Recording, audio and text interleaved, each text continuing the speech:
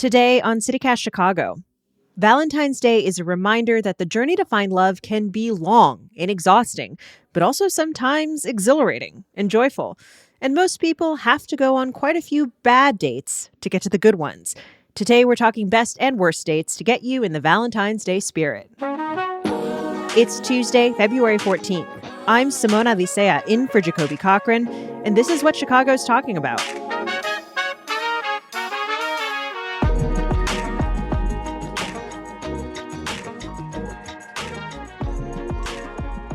Jacoby caught up with contributor Legion Greco, who regularly tweets about her dating life in Chicago.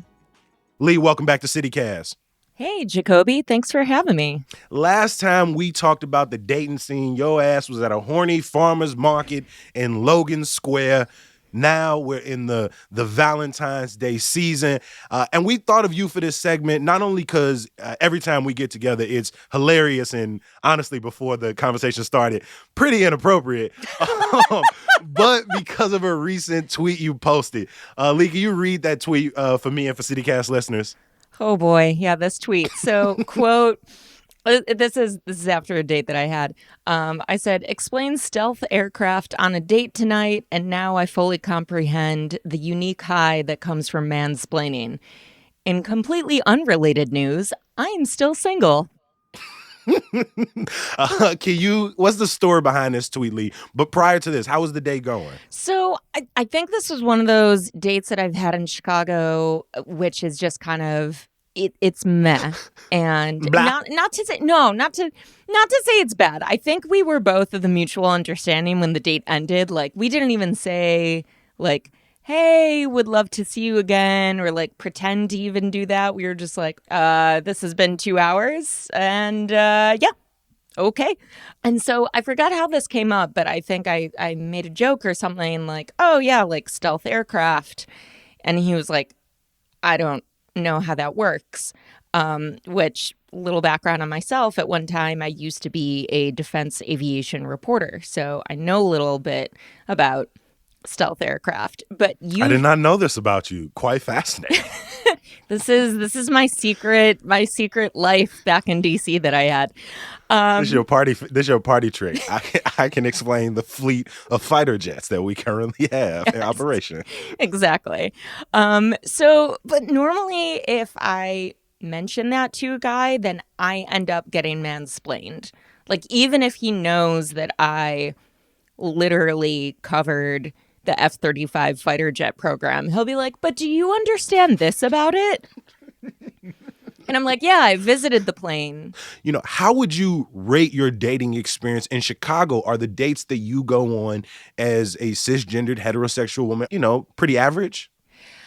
Yeah, I gotta say, when your producer asked me for best and worst date ideas, my thoughts were like, I don't have any really bad dates in Chicago, but I also haven't had any that have like blown my mind in terms of the chemistry. It's just been like they're usually like very nice and very polite and like cool, and you have fun, but it's fine. No, I feel that. There was a couple of years, I can't even remember, maybe 2018 up until the pandemic, where I had gone out on a few dates and tried different things, right? Maybe a movie here, maybe kind of a park picnic here, maybe a dinner here. And I left maybe 3 or 4 or 5 of them with this feeling of like, is it me? Am I not finding is it chemistry? Is it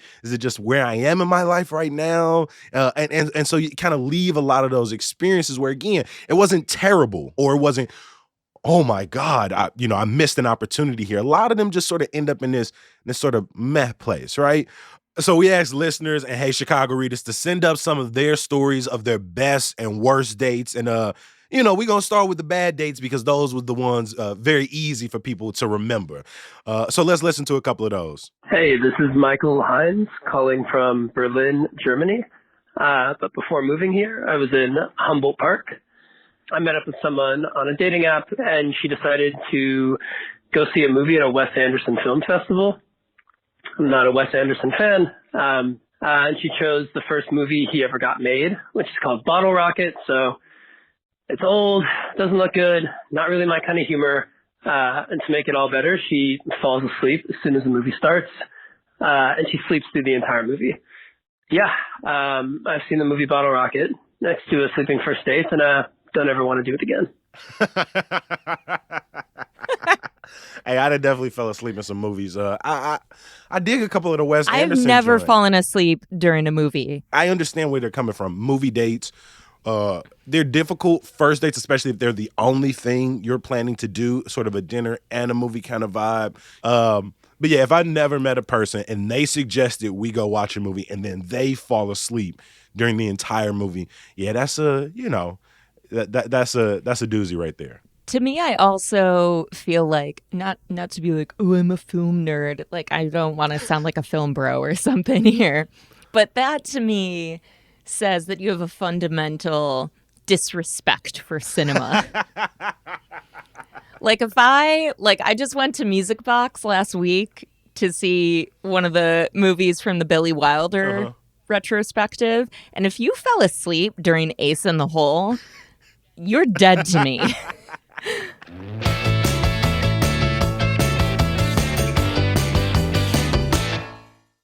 All right, we got another bad date we got to listen to real quick.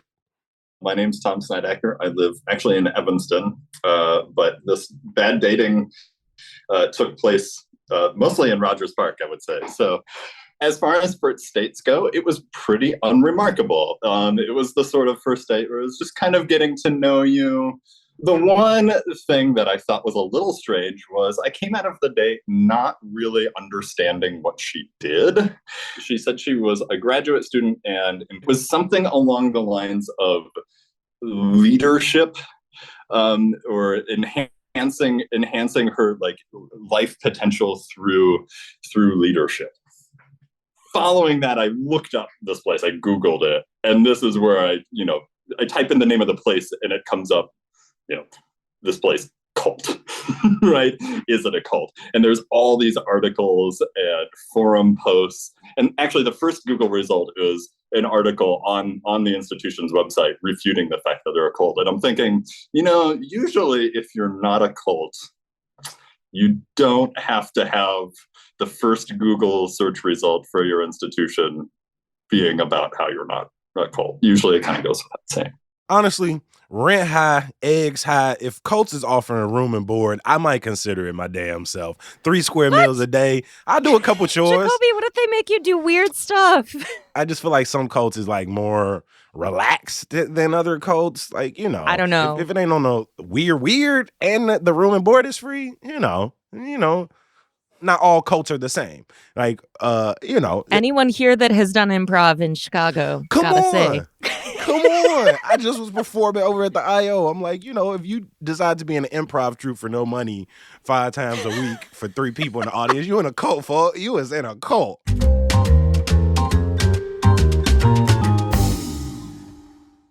You're able to not only come on the show, but even on Twitter, you're able to find humor in some of these experiences, make jokes about them. Do you ever sort of find times where you get antsy, you get anxious, or even get sad about, maybe the dating prospects or the Chicago dating scene? Yeah, I mean, not even just the Chicago dating scene, but just dating in general as a millennial or dating in this era, because it sometimes feels like it's very transactional. Everybody thinks they have so many options, especially with all these apps.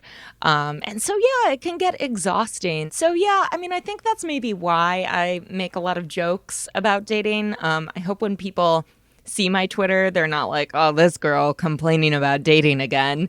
I just think, like, it's a weird thing that we're all participating in, and I hope that some people see that and they find it relatable and they can find the humor in it.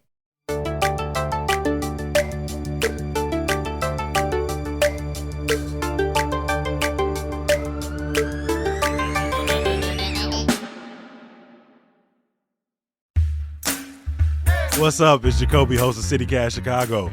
When you think about who you want your organization to reach, right? Wouldn't it be people who really care about Chicago? I'm talking people who follow city council drama, neighborhood development, want to know where to get the best Italian beef and meatless Italian beef, because that's the thing. People who want critical coverage and are also in the mood for some good news. You hear the pipes. CityCast Chicago has been called the Essential Chicago Podcast by Chicago Magazine and voted the best podcast in 2021 by Chicago Reader. Come on. If you have an event, business, or cause you want to get out to the most plugged in Chicago, they're right here, listening to CityCast Chicago. To learn more about advertising with us, email us at ads@citycast.fm or head over to chicago.citycast.fm. I was going to say every person's mom's favorite podcast. Like, seriously, go ask your mama. It's her favorite podcast, G. So we heard a couple of bad date stories, but there are also those dates where it's like, was that bad? Was that good? As you might describe it, meh, right? It's a little hard to tell. You actually talked to someone who had a story like this. Let's hear from Emily.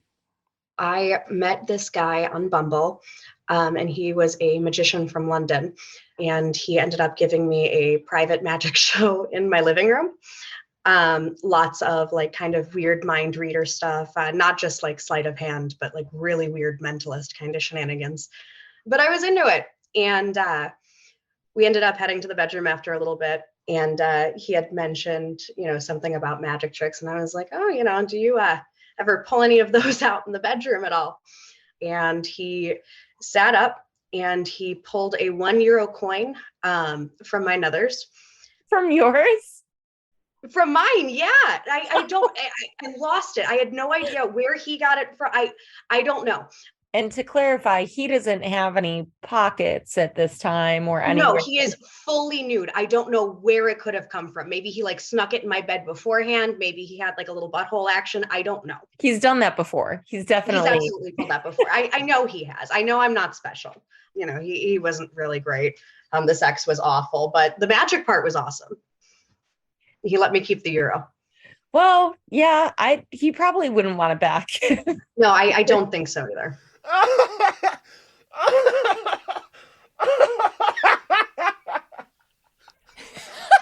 That coin but I think she found it funny. I think she found it amusing. I mean, that is for some people that would be an amusing trick. I would not be amused by that. I would find that kind of scary or disturbing. Money in general is just gross. And it's just and how many times has he used that same coin before? It's a euro. It had to travel to get there. Oh my God. So we have heard from people who have had bad dates, have had mid dates, but we got to talk about good dates. We've got a good date from Davis that we wanted to hear from. Hey, CityCast. This is Davis from Bridgeport. The best and worst date I went on happened consecutive nights. The worst date was this guy showed up. It was online dating, not at all like he said he was. And I walked home and called my best friend and just ranted to her and was like, I hate this. I'm not going on any more dates. I need a break. But she encouraged me to keep the date the next day, saying, it's at the pizza place across the street from your house. Worst case scenario, you just, walk home if you're not feeling it. So I begrudgingly accepted her advice and went on the other date I had set up. And it was the last first date I'll ever have because I'm now married to him. And it was awesome. And we just spent 4 hours talking. So I guess my word of advice is just hang in there, but don't put up with too much. Lee, do you have a best date story? I had gone on 3 dates with this guy that I met from Bumble. And the second date actually was a really good date. There's this luchador style wrestling out at an old VFW near O'Hare. Mm-hmm. And it's a lot of fun. And so when we were on that date, he was there with his friends and I met his friends and their girlfriends. And then the third date was at his friend's birthday party. So I met one of his friends again. And it was just one of those things where this girl and I were hitting it off really well. We were talking about bicycling and how we love doing that. And it was February in Chicago. So we're yeah, let's hang out once the weather gets nice. And I'm so glad that we exchanged numbers, because then I didn't end up going on any more dates with that guy. But then she became one of my good friends, and she introduced me to her friends.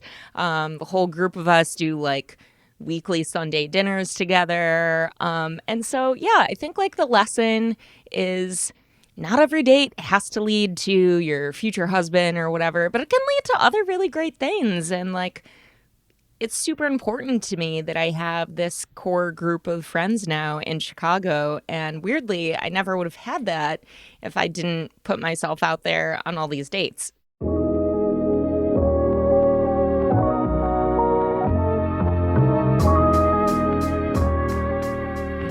I want to thank you for always stopping by CityCast Chicago. The conversation is always fun and insightful. A huge thank you to freelance writer Lee John Greco. I appreciate you joining us again on CityCast. Hey, thanks again.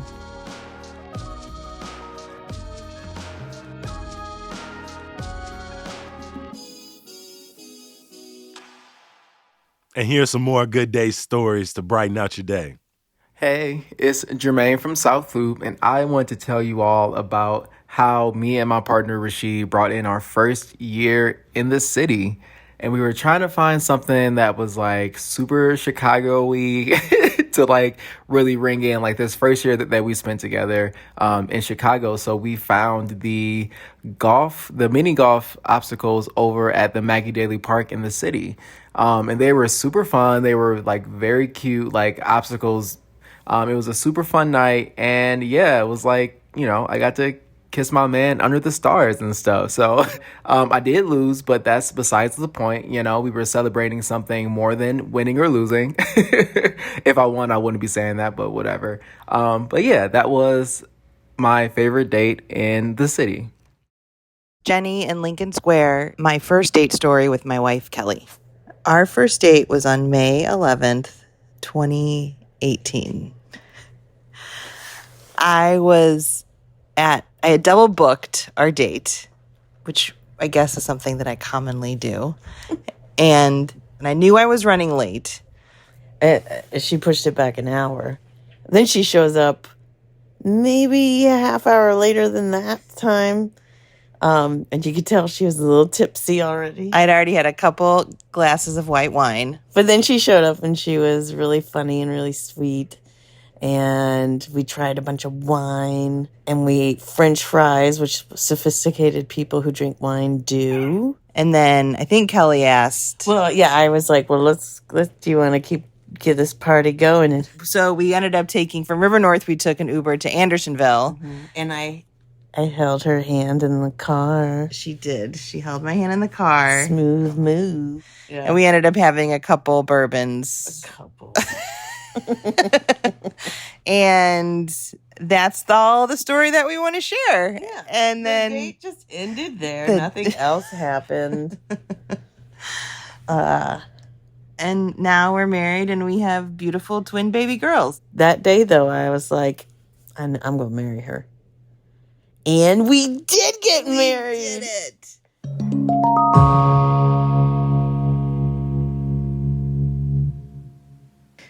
Before we let you go, a little bit of news. Some state and local officials are questioning a plan to shelter recent migrants in a former Kmart in the West Lawn neighborhood on the southwest side, saying residents in the area should be consulted. It's not yet clear when the facility would open.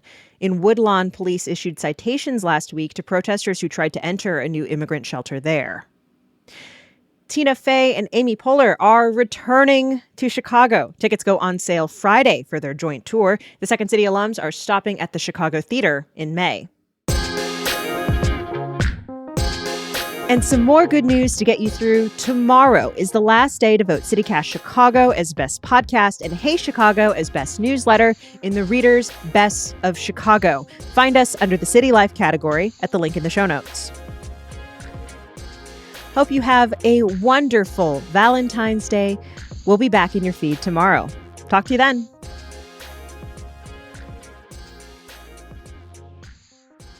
I don't know, something like that. And then the podcast ends. I don't know. Yeah, that's it.